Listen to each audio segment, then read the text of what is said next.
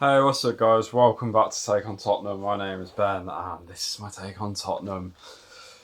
This team. There's a genuine consensus among some Tottenham fans that I've said it before that we just genuinely feel like we're not allowed to have nice things, and they just proved it again today. Full time result: Middlesbrough 1, Tottenham 0 after extra time. Um, I've got so many things I need to say, and do you know what? I'm so fuming about that performance. I've wrote what I usually do with matches. You guys know if you watch my channel, I try to articulate myself as well as I can. I try not to be really the sort of person that comes on here and just absolutely rants or anything to, to make it more of a spectacle. I try to compose myself with videos, and I try to talk things through kind of passively without, you know, reacting to the moment. But I can't not react after that performance because it was that bad. And like I said, you guys know if you watch my channel, I write notes down throughout the match. It's what I've done since I started the channel. I use them to reflect on the match. I write down key points and things like this, and I've done the same tonight. But I don't care because I'm not even going to use it. I might use it. Um, oh man, it's just few. And what is the point about me talking about the match? Like really, in depth. We can summarise it up really well here. Middlesbrough basically bossed the game. Spurs were wasteful. They didn't create chances. They played flat. They played poorly. They were pathetic. I don't really know how else I can just summarise the game. They started off very well. They did. The first 10 minutes, I was like, great. This could be a really good, performance setting in. And then we just see the normal, what we've come to see, especially this season, the lackluster performances, the big players that go missing, your Sonnies, your Kanes, praising Kane for one of the best performances he's ever played in against the Man City game, was invisible tonight. I've always said it with Kane. He's a top striker. He is. He proved that even at the weekend against Leeds, but obviously especially against Man City. But you need your big players, even in the games that you are struggling, even in the games that you are, you're just not getting the rub of the green. You need those players to come through and drag you through it.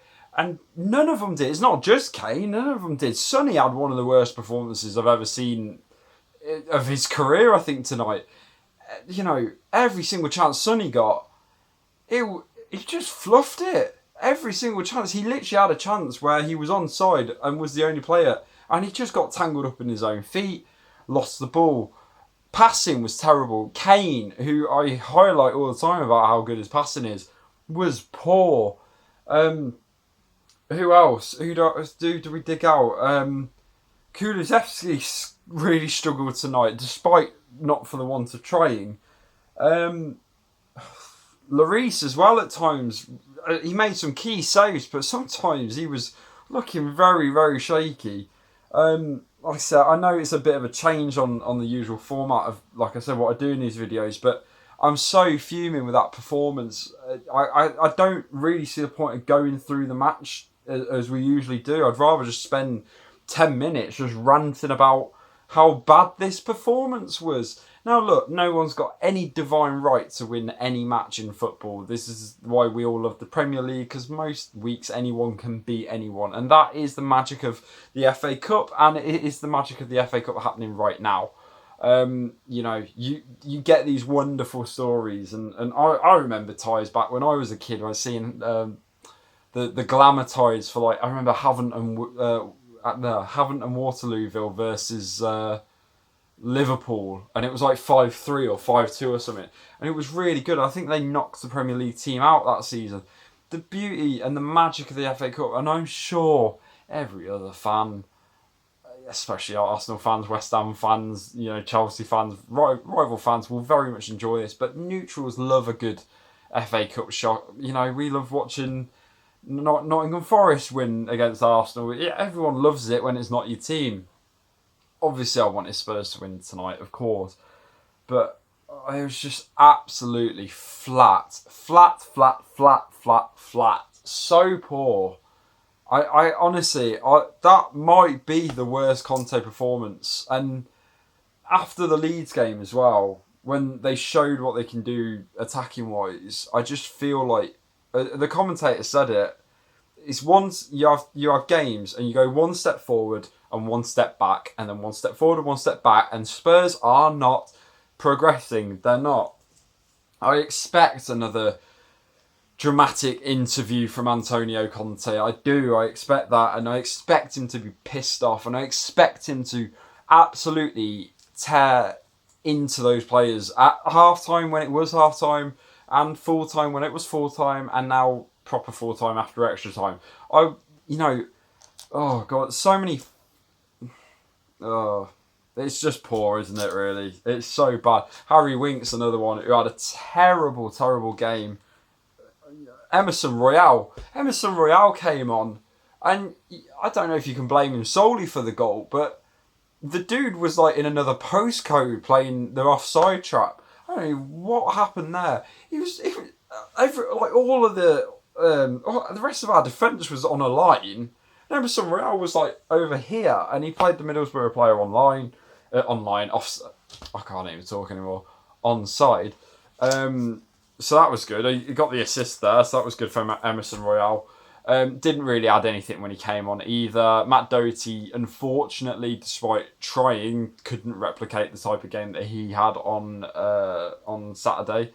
Ryan Sessegnon, I thought, had a good first half in particular, but again, like the rest of the team, faded. Reguilon came on, didn't really do much. Conte changed his tactics back and forth as well, and I'm sorry again, like I said, no one's got any divine right to be saying certain teams should be beating certain teams, but that Spurs team should have been strong enough to do the job tonight.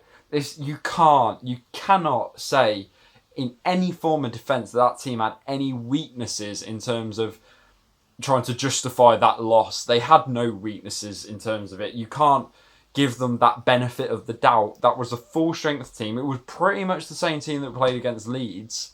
You can't give them a benefit of the doubt. It was poor. It was piss poor across the park. It was shocking, and they honestly deserve. And by the way, I have to say, Middlesbrough, fantastic. I always say this in my videos, and it's one thing I'd like to pride myself on in my channel, is that if the better team has won, I absolutely will highlight that. I don't want any of my rantings about my team to be confused in terms of not praising Middlesbrough.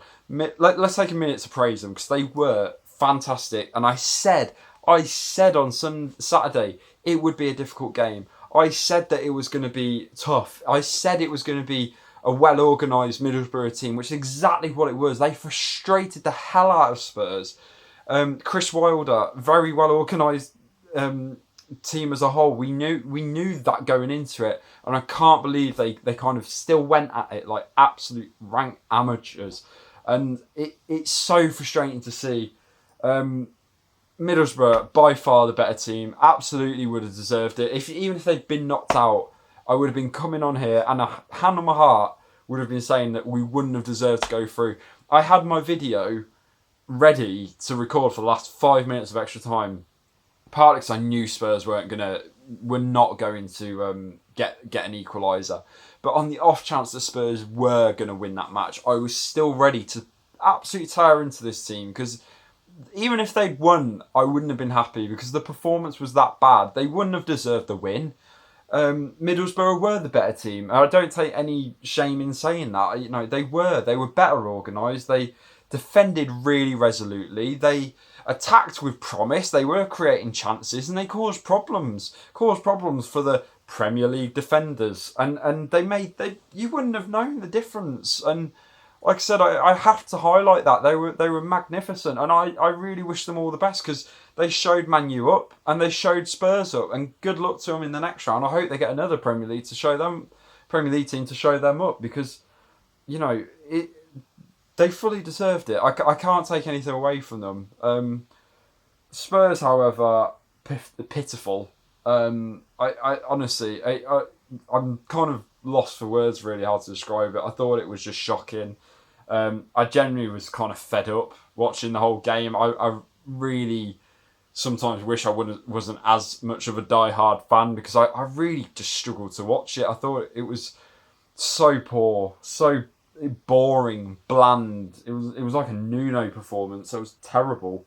The chances that they had, they should have been burying. The only ones I can really say could even slightly hold their head up would be Bergwijn and maybe Højbjerg. Romero had some good moments, but I mean, Middlesbrough had 2 headers that I can remember that had all the time in the world to get their headers away, and they missed both of them somehow. And Romero, I think, was guilty for losing his man twice on both of those occasions. Højbjerg looked like he was trying. Oh my god, some of the passing, like as well. The passing, that was so poor today. The passing quality was like Conference League standard. Sunday League standard. Conference League was a massive compliment to that team performance. The passing was so poor. There was an instance in the second half of extra time where Spurs let themselves get pressured by Middlesbrough.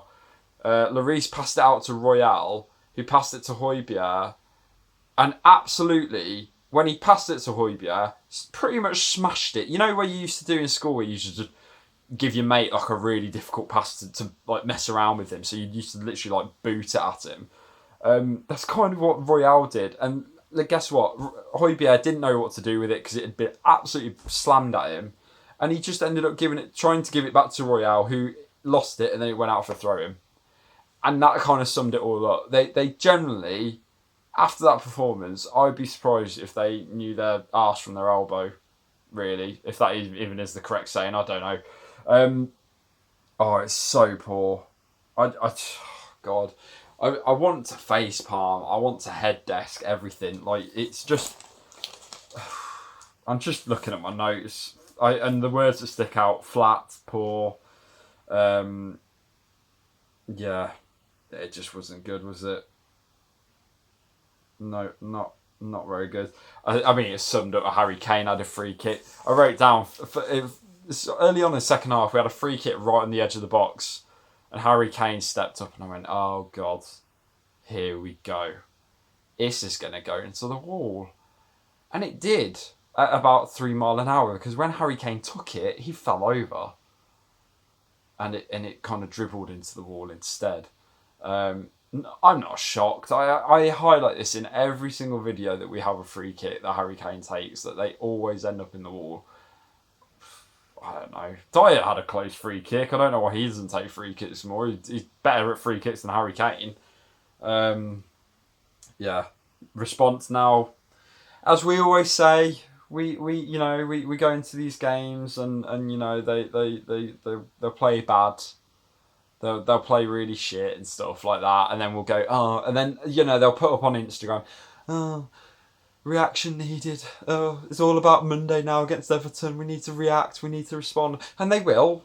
They'll probably go and beat Everton. I'm not saying they will, by the way. Do not anybody clip that and say that that's me being deluded or anything. I after that performance, I wouldn't be surprised if Everton came and won 3-0 or whatever, but.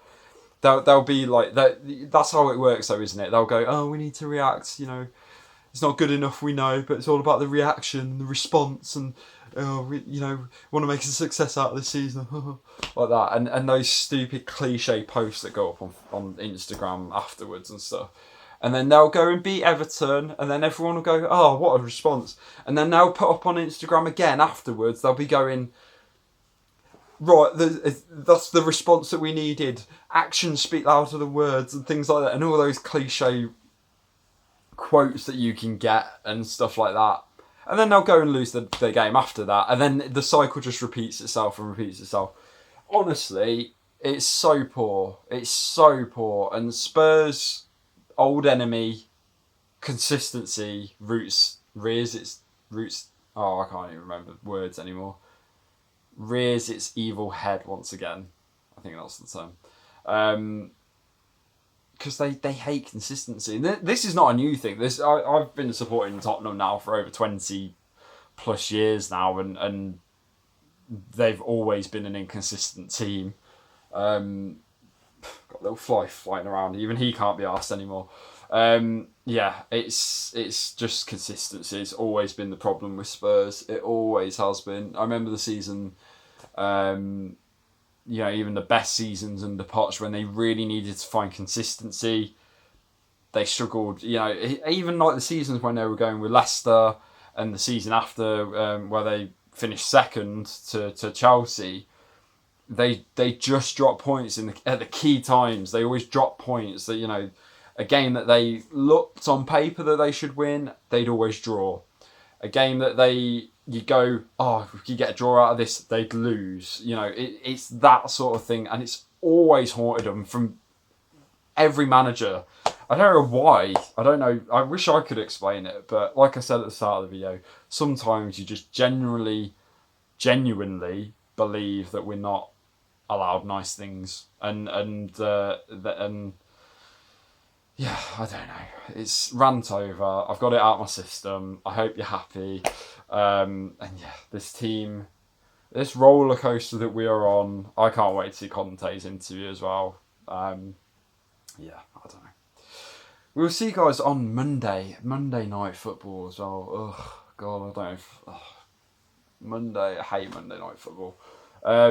Monday we are in action against Everton at home. And kind of glad they're at home, because if they perform like that again, they'll be getting absolutely relentlessly booed off the pitch. Let me know what you thought about the performance. If you had the guts to watch it, because I feel like they owe me, like the club owe me something for having watched that for 120 minutes. God, it's terrible. If the club would like to get in contact with me to organise some form of refund of sorts, even though I didn't pay to watch that. Although you could say, here's a highlight in the game. I've got one positive in the game. One positive. It was, I think it was in extra time. The feed for the BBC's, are they on the TV? It kept cutting out. The signal was obviously bad. The screen kept going black at times.